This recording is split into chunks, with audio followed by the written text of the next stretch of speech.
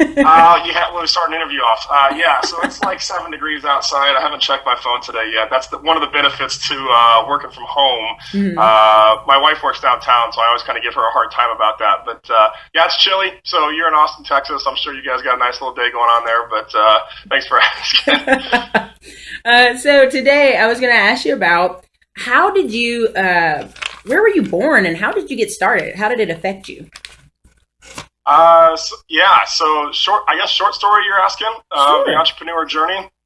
I don't know how. Yeah, we'll keep this bite sized for you watching at home. But I mean, I've been an entrepreneur pretty much. I'm one of those weird people that's had the bug since as long as I can remember. I mean, Hmm. when I just visited my folks this week, and even as a kid, I was asking questions about why the way things were the way they were, and my mind just naturally thought about ways to improve things and inefficiencies and just stuff like that. So, Hmm. I started my first business when I was in college. It was an exterior painting company. That was when I first took a lot of the head knowledge and applied it, and did that for a couple of years to part pay my way through school, Right. Hmm. and got into direct sales after that. Started looking for a system and got really focused. One of the books that I read early on was The E Myth by Michael Hmm. Gerber, which was like a huge turning point. It's a staple. I recommend to entrepreneurs, learning how to systematize your business. Right. And this was the first big aha that I had.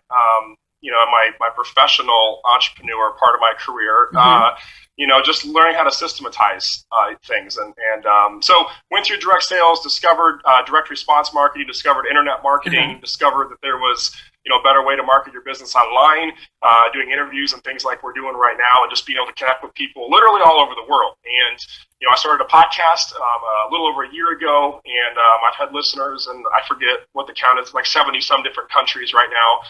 And, most of our audience is in the U.S., but a lot of people in Australia. I started working with some clients in Australia, and opportunities that I never would have had if it wasn't for the internet. So I don't know what part of the story you want to dig into with the journey, but like a lot of entrepreneurs, it's been up, it's down, it's up, it's down, it's up, and it's been a journey. But I love what you're doing with the side hustle, because whether you're working a full time job now and you're watching this, or your full time hustle, that's really what it is. So, Yeah.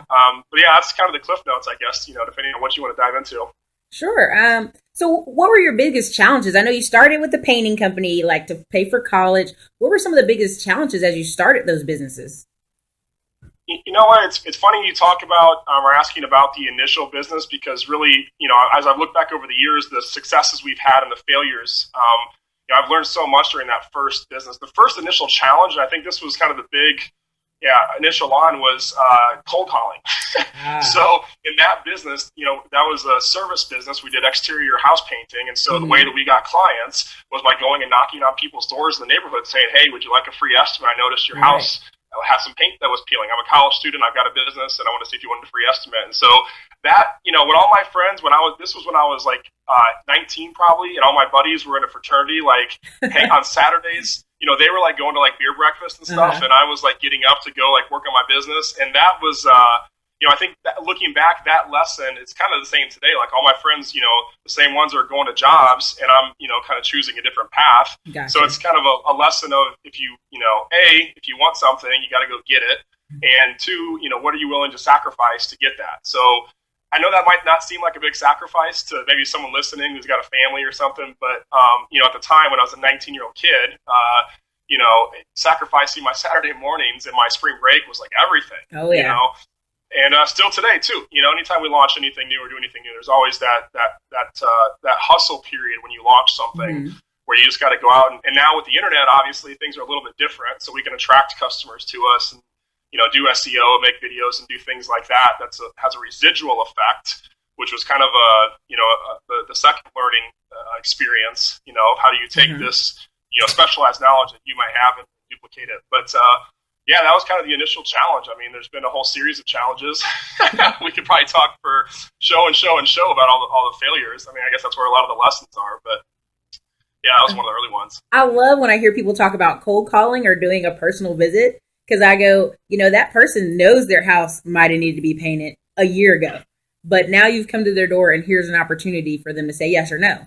And so I Yep. think people kind of throw away cold calling and throw away personal door to door knocking, but it's very popular Yep. here in Texas. And I think it shouldn't be discounted. It's a learning lesson beyond anything you can read about, I think. So Yeah. Well, and I think that's part of just showing up, right? Mm-hmm. Success, they say, is, what is it, like 80% is showing up? Yeah. And I mean, you're right, though. If someone's got a need, chances are I'm showing up at a house where a husband and wife have talked about this before. Mm-hmm. The wife's probably like, yo, why don't you go paint the house? And it's like, no way, why don't you go paint the house?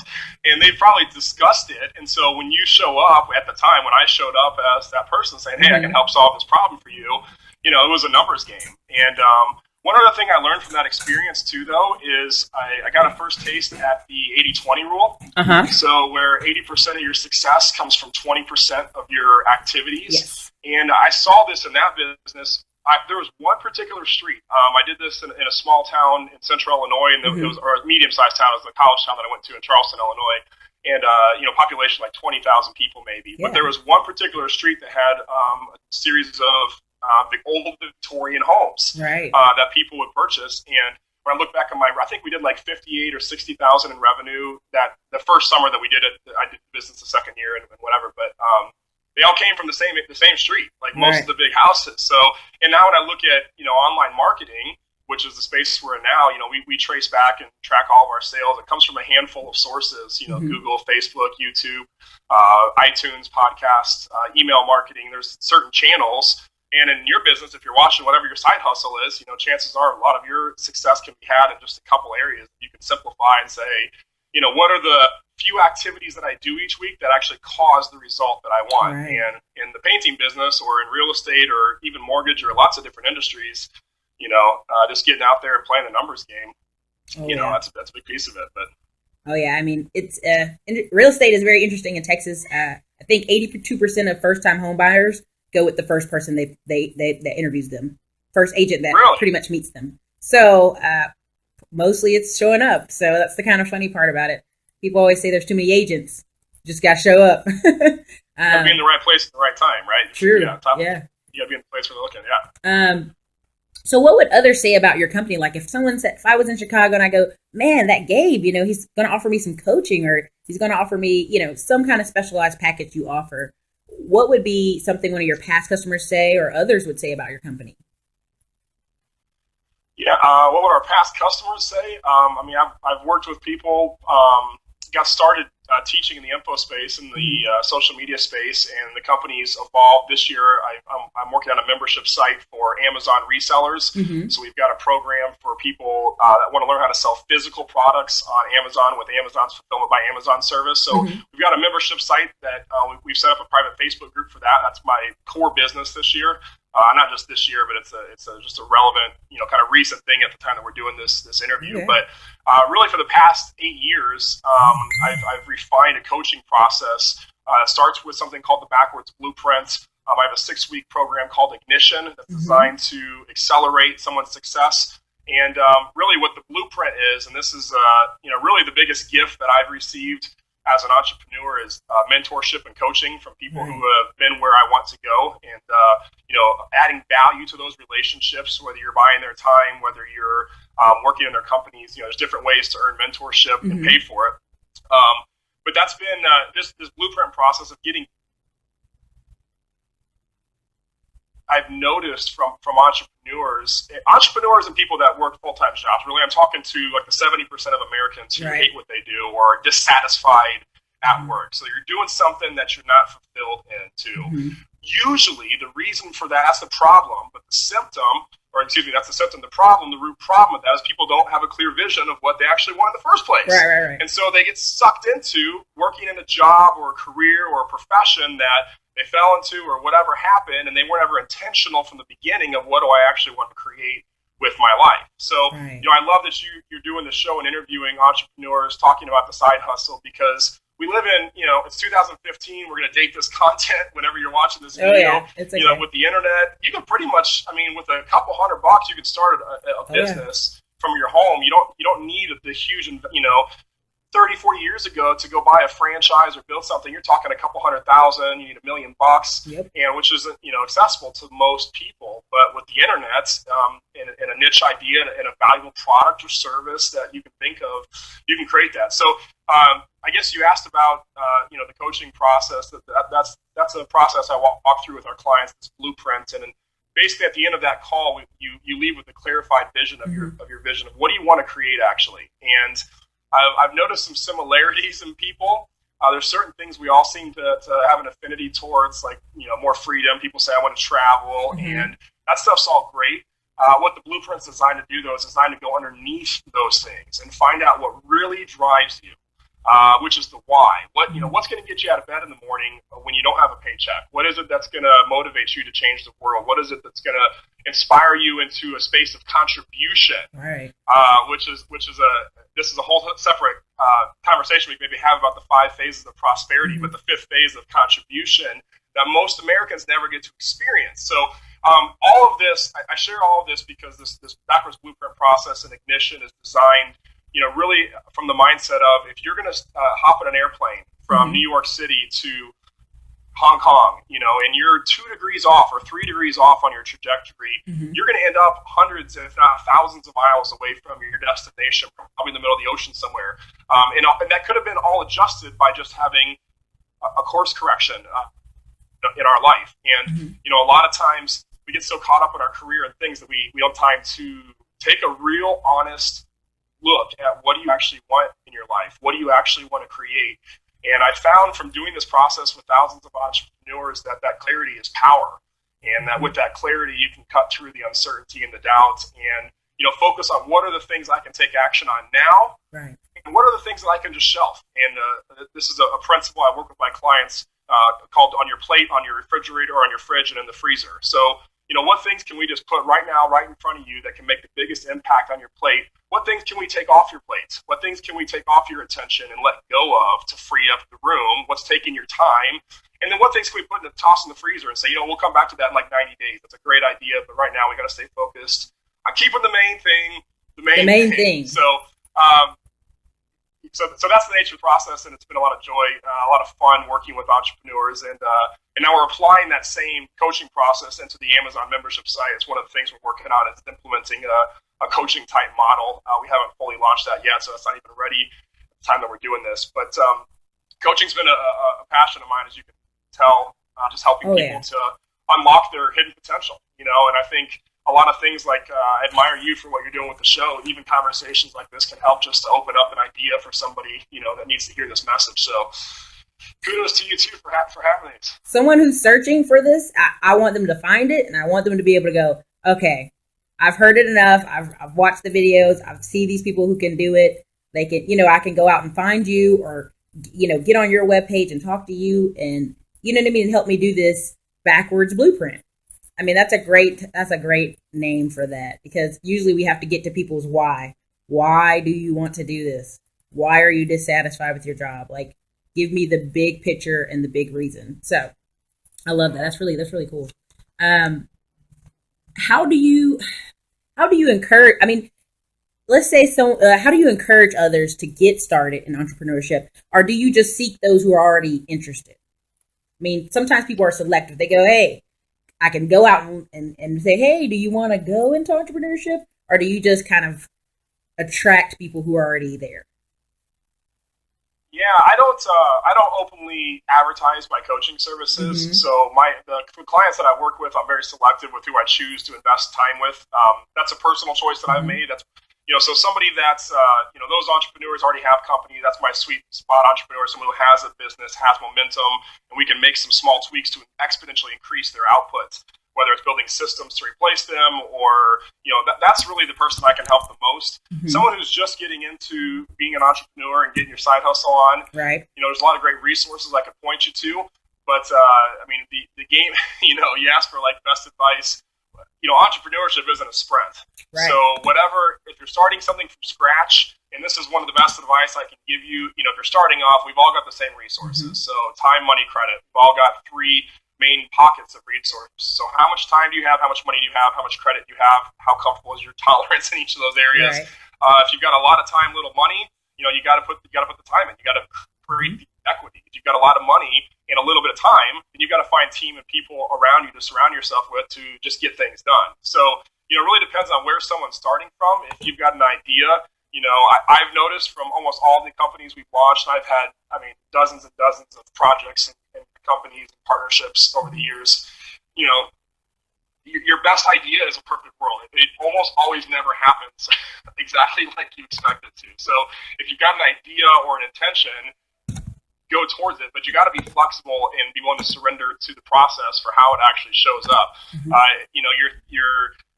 Your goals for the week or the month may take longer, may be shorter, and that's all part of the process of getting aligned. And you mentioned the backwards blueprint. Really, that's the first step. Mm-hmm. There's actually three key components, which is your vision, your values, and your why. I found that those three, really clarity points of the entrepreneur's vision. What are you creating?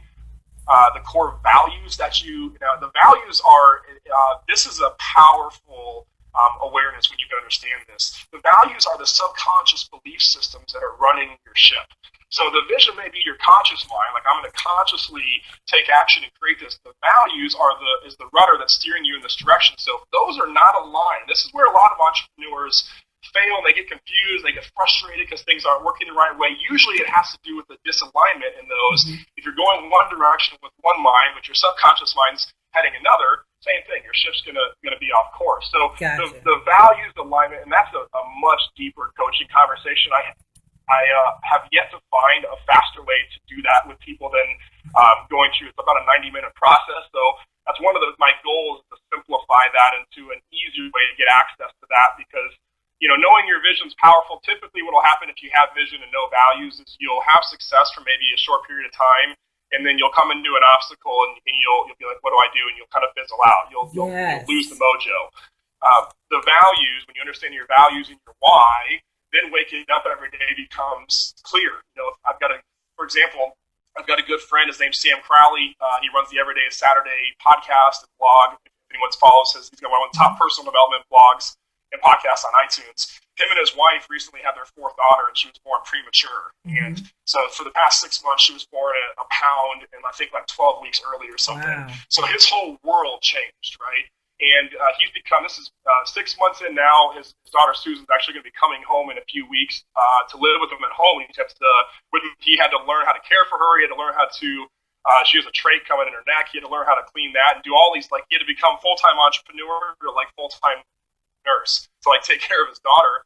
But his whole paradigm, he's been obsessed with this movement called the One More Breath movement, which is something that's bigger than him. And he started in the process of starting a nonprofit to help kids and parents of kids who have these premature babies to care for them, because it's expensive and it's all this stuff, right?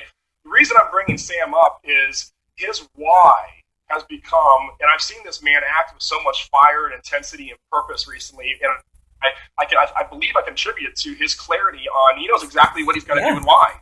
I was talking to him this morning, and he was telling me about how the ventilator alone, I'm like, how much does it cost to have a baby live at home? And he's like, well, the ventilator alone is like $42,000 a month. And I'm like, $42,000 a month? I'm like, are you kidding me? Like, there isn't a cheaper solution? Now, I have no idea what, this is all brand new for me. The point is, the reason I'm sharing this with you is, Sam wakes up in the morning and it's, he's all focused on Susan. He's got to create a situation to help her and, facilitate the growth of this campaign. And versus, right, let's look at the inverse. This will help give you some clarity. Someone who's not clear in their vision, their values, their why, that's the person that's kind of, going through the hustle, and maybe you're trying things, but you're not getting stuff to stick. It could be because of part of that. So the vision, the values, and the why, those three landmarks, and hopefully if you're watching this, you can get some clarity even now as you're watching this on some of these areas for your life. It's a real simple process. It's literally as simple as printing off your vision and getting it on one sheet of paper, it up on your fridge. And that's really, I'm inspired to help thousands of people do that all over the world. Just that one thing, even if you're watching this and you go do that, sit down with your husband, your wife, your business partner.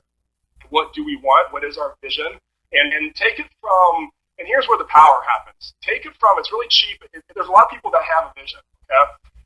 And, and I'll say this too, vision's cheap. It's easy to have a vision and just have what you want. When you take your ideas from your head and you put them on pen and paper, something magical happens. And I can't fully explain why it happens, but something in the creation process happens where your idea goes from conceptualized in my head to in the real world. And I believe it's because you've taken the action to actually create that by creating a piece of paper, creating a physical version of your idea. That's why a lot of the old school people would say maybe do a business plan. This is kind of like the new version of a simplified business plan. It's like your vision plan. So anyways, I share that just as a little something like an action item you can take if you're watching this interview. Sit down for 20 minutes, write out your vision, print it off, put it on your fridge. And the beautiful thing is this isn't a one-time thing. This is a habit that you do every month. And this is the framework that I walk all of our personal clients through on implementing this. It's just a service we provide on my main site at GabeStrom.com. But you can facilitate this on your own, just doing that within your mastermind group or amongst your clients. So. Wow. I mean, that's great stuff. When you were talking, the two people I thought of is Grant Cardone is like, what is your why? Get out there, hustle, hustle, hustle. He kind of cracks me up. And then you have Gary Keller, who wrote a book called The One Thing. And it was like, once you get that why and that clarity and the number kind of straightened, you get that time block in the morning and you knock out that 20% we were talking about is producing the 80% of your results. And so I just love that whole thing lines up with what's your why. And I think a lot of people could get up in the morning and drive to work if they knew their why. But we have a lot of people who are angry and they're road raging. And I'm like, it's because you're out here and there's no why. You know what I mean? There's no reason you do this. You're kind of just doing it because it pays the bills. So that's really good stuff. Yeah. I was going to say, how do you finance a business? Now, I've talked to one person who was like, man, if you got $500, you've got a ton of money. And I talked to one person who was like, I would never start a business till I had 10,000. It was her comfort. She didn't want to leave her company till she had that. How did you finance your business? Or did you just go, let's go? Shoestrings. Yeah. Hot topic. I'll preface this with, this is just the way that I do it. Obviously, there's a million ways to get to the destination you want to get to. So there's, a lot of schools of thought on this. I've always had success at pre-selling. So I'm a big believer in not taking on debt to start a new company. That doesn't mean that I won't leverage debt to expand or grow a company when the timing is right. But just from a startup perspective, I'm a kind of an old school bootstrap type mentality. Now, that being said, so when I talk about pre-selling, I'm talking about creating an idea, offering it to the public, and taking on customers even before the idea is fully manufactured. So you can do this if you're selling to a room. You can do this on a webinar. You can do this on a teleseminar. But before I launch any company, I always run through the startup phase of pre-selling and all it is taking an audience of people that have a problem, showing the problem, showing how your product, program, system, software has a solution, and then saying, hey, this is going to be ready in a couple weeks. If it's an info product, for example, you can say, hey, it's going to be an 8-week course, and over the next 1 week, each week over the next 8 weeks, we're going to do a webinar, and then if you just record that webinar and then package that up as your info product, as an example, if you're in a coaching space or service-based space, it's a little different with physical goods. Physical goods is a little different strategy, and that's part of what we teach in our Amazon training. And for example, and this is a very recent example, our Amazon group. So this was started by a friend of mine, Zach, and I partnered with him at the beginning of last month. He had a small Amazon group that taught how to sell on Amazon FBA, and he had 15 videos. And so I partnered with him to build out the membership side and automate some of the enrollment. But the current group, we're still in the beta phase. All of our content is in the Facebook group. So we literally don't have a website. Right. We don't have the product is videos that are hosted inside the Facebook group, and we just have a private Facebook group that's doing all the delivery of this training. It's $49 a month is what we charge to be a part of the Facebook group, and then we have a products group, which is a secondary group that we do kind of early bird lists to certain, and these are all physical products. So that's a whole separate arena. You asked the question, how do you finance your business? So I'm a big fan in bootstrapping in the beginning, and then financing at critical leverage points to grow the business if necessary. But I'm a big believer in for my personal life and the businesses that debt freedom allows me the peace of mind to not have to worry about. It's one thing to have a company that makes a couple $1 million a year. If you've got a couple $1 million of debt, it balances out on the sheets. But So I've always financed companies by selling. Yeah. To answer your question in the shortest summary, we have raised money for companies in the past, and that's a whole nother arena. You get into PPOs and the legal work of selling to investors or accredited investors, and honestly, it's a big hassle. So now that being said, that's my view on that and that's how we finance our businesses. Real estate is a whole separate arena. So my views on borrowing for real estate, leveraging the bank or partners or different assets is a little different. Maybe that's another conversation we can have. But for purely our businesses and even like the businesses today, we're having this conversation. And literally 30 days ago, a little over 30 days ago, we just launched our brand new site. Wow. We've got 209 members, I think, are a part of the group right now. And after we get off the phone today, I'm going to be talking with WordPress developer to build up the new membership site. So I'm giving you this advice from a practical place that you can apply if this is what we do in our companies. But I've always we've done both. I've borrowed and we've sold, and anytime that we've sold our way into a company where the company is surviving by the value that it has in the marketplace, adds a lot of longevity versus coming from a place of starting in the negative. It's just your whole mindset is different with that. Pre-sale, I love that. I love that term, the pre-sale. It's like not being selling, but pre-selling. I think that's a really great. I think sometimes people are scared to step out. I don't have a product. I don't have this thing done, and I'm like, you don't even know if people want that. So first, let's find out if people want that, and so let's just use Gabe's term of pre-selling. For sure. I think that's very smart. Debt. I mean, if you're going to maybe a franchise or something like that, okay. Real estate, there's so many ways to work that. That is a separate conversation, but we will definitely talk about it. That's good. Good stuff. I mean, where do you see yourself and your businesses in 2 years? Is there like a projection or something you see like Gabe's on TV, Gabe's got on YouTube, Gabe is traveling? What do you see yourself in 2 years? Man, that's a loaded question. You know what? I don't even know how to answer that question. We have a vision. I've got a 5-year vision. I've got a 20-year vision for our life and for the company. What I see for 2 years, my intention is to be less about Gabe and more about God. Gotcha. And that's all I can. I'm in a space of, I learned this lesson several years ago. I don't have a desire to be famous. It'll be fun to do interviews. Like I would love to be on Oprah or do like TV just for fun. But, obviously, my ego doesn't need that it's not something that I'm interested in. So, in fact, recently we've kind of moved into an era I've kind of titled this season of Life Stealth Wealth. So my goal is to be less of the guy and to publish more of the guys or be the guy that knows the guy. And so that's been my shift this year. It is I shifted away from, I've done a lot of startups over the past couple of years. I love the startup hustle. I love the startup game, but I've really shifted my focus from taking all this energy into a startup and just working with businesses that already have momentum and just furthering the momentum. And, momentum's the most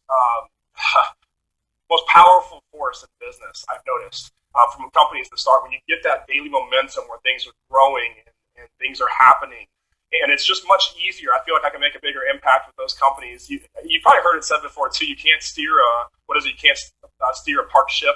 Yeah. Something along those lines. Can't steer a parked car. If you're not, so if you're not taking, so that's been my focus this year. 2 years from now, who knows? What we'll be doing, right?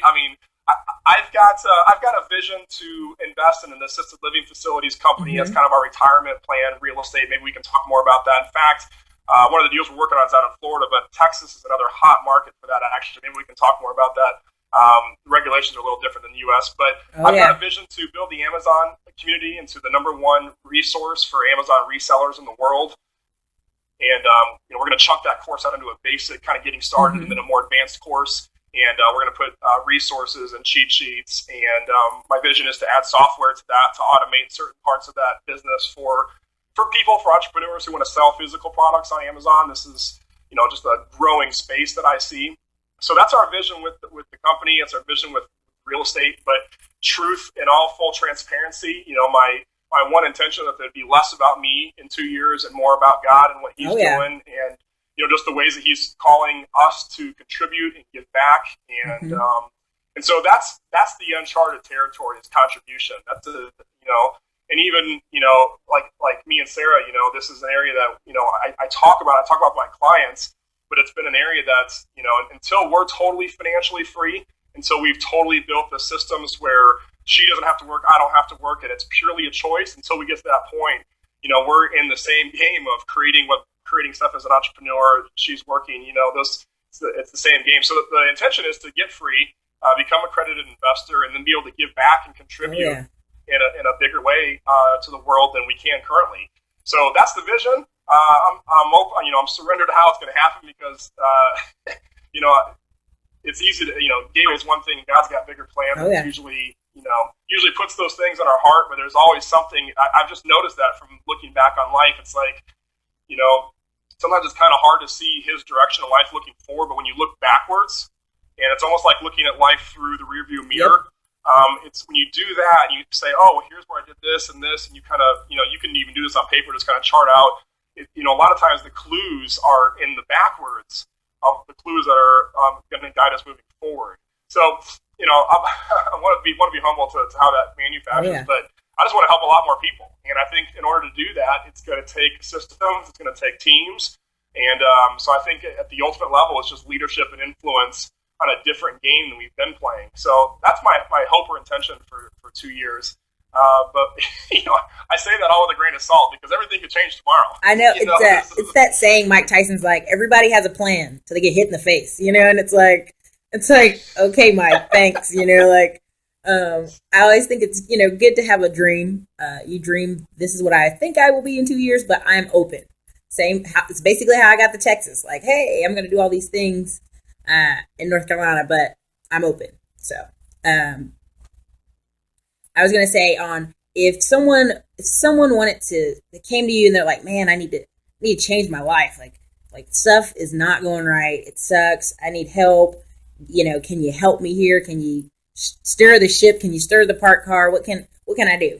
What could they do if they came to you today and they wanted some change? And you're a coach, and you also help people grow their businesses. What could they do starting today? If someone was watching this. Yeah, well, pay attention to shows like this. That's the first thing they can do. The transformation happens in a couple different areas. It happens I call this one-dimensional, where you're like listening to a podcast like this. So reading books, listening to podcasts, that's a great thing to do. The second dimension is working with someone directly, like personal coaching, for example. I found that there's a different level of transformation that happens when you pitch and catch ideas, and you can kind of shape your paradigm. Because that's really what it all comes down to. It's, what do you believe about yourself? What's your paradigm of the world? If you believe the world is abundant and opportunities are everywhere and you're rich, then so be it. You're rich, opportunities are everywhere, and you create the world. If you think that you're a victim and you hate your job, your boss sucks, and car ran out of gas, then that's your fault. And I don't, my intention is to be the light so you can create that in your life too, but that's all personal responsibility. So if you have a desire for personal coaching, strong personal coaching, and you'd like to work with me, I'm pretty selective, but you can go to GabeStrom.com and hit the contact button, just send me a message, and we'll jump on the phone for a couple minutes and see if it's even a good fit or even worth having that conversation. You can be a part of our Amazon group. If you're a brand new person and you're just getting started, that's probably the best thing I could share with someone, the best resource. The group's got personal development. You're surrounded by like-minded entrepreneurs, and that's really the best advice I would give somebody, no matter what you're doing, is get around your people. Whatever kind of business you're building, go get around your people. If you're in real estate, get around your real estate people. Get around your internet marketing people. Get around your investment people. Get around some rich people. Join a country club. Go join a men's. Go join whatever, to be around different people, because you'll notice your thinking will start to change. Yes. When you hang out with different people, the conversations are different conversations, and you start thinking differently. So if you find yourself stuck, I ask you the question: who are the 5 people you're hanging out with? If you're honest with yourself, it might be some time to get some new people. Now, it doesn't mean you got to stop hanging out. Well, it kind of does mean you stop hanging out with the old people. It doesn't mean you don't be friends with them. It just means you get some new peeps. So that's the best. The second level of transformation is get around some new peeps. The third level of transformation is community. This is where the rubber hits the road. So, for example, this is why church works. This is why the message of Jesus Christ started with one man, 12 men, and now spread all across the world to millions of people because of community. Jesus built communities better than anybody. He started with 12. And, so get around your people and join a community, or if you don't have a community, start a community and organize a way for people to get together in your space and do things like we're doing now and collaborating and doing interviews and just finding ways to add value. But you got to get around your people. Yeah. So, my coaching, I don't want to suggest that in fact, I'm kind of even hesitant to even mention that because I can only help so many people. But the way that we can help a lot more people is through community. So join a community if you want to learn about getting into the physical space, selling physical goods. You can go to incomestory.com. That's the link to the interview about the Amazon site. It's just incomestory.com, and that's changing to the new site here shortly. That's the best place for a new person. Right. And then, like I said, above and beyond that, you got to be thinking from the perspective of getting with the community, getting a mentor, finding a coach, and absorbing yourself around the people who have what you want, who you want to be like, whatever industry that is. So, it's probably the best advice I could give somebody who's just those are great for. I mean, I tell people all the time when I drove into Austin. Weirdly enough, I went to go to church one Sunday. Somehow got on this side street. This church was having a barbecue. Went to the church. Had a great couple sit with me. Recommended me going to the singles group, the young people group. Went there. Some of the best community and some of the best 3 years I've had in Texas. So get where you need to be. Get around people who are positive, encouraging, uplifting. That's just so on point. All four of those. Community. I'd always recommend church, but people can volunteer in charities. I always give people that caveat if they want that. Sure. But yeah, it definitely, those are four great ones. I like that. So basically people can check you out on the Backwards Blueprint, Ignite, also that incomestory.com. Is that how you said that? I want to make sure I say it right. Yeah. So the coaching programs at backwardsblueprint.com. There's a quick video on that and an application form. And then the Amazon stuff's all at incomestory.com. So income just like net income, story.com. And, my main site's GabeStrom.com. You can always just connect with me there. It's where the podcast lives and different things. But, that's where someone can get some more info. So. Wow. I mean, thank you, Gabe. This has been great stuff today. I mean, we'll definitely have a part 2. I see it coming. Talking about real estate. It's great opportunities everywhere if you're open. So, again, today, everybody, we have to thank Mr. Gabe Strom. I'm going to kill it. I'm going to fix your name one day. Strom. Strom. This is Erica with the Classic Climb blog. You can reach me at Erica Swims on Twitter. Gabe, where can they reach you on Twitter? Gabe Strom. So I'm Gabe Strom across the board on Twitter, Facebook, Instagram. Hit me up. Okay. Sounds awesome. Thank you for your time today. Have a great day. All right. Take care.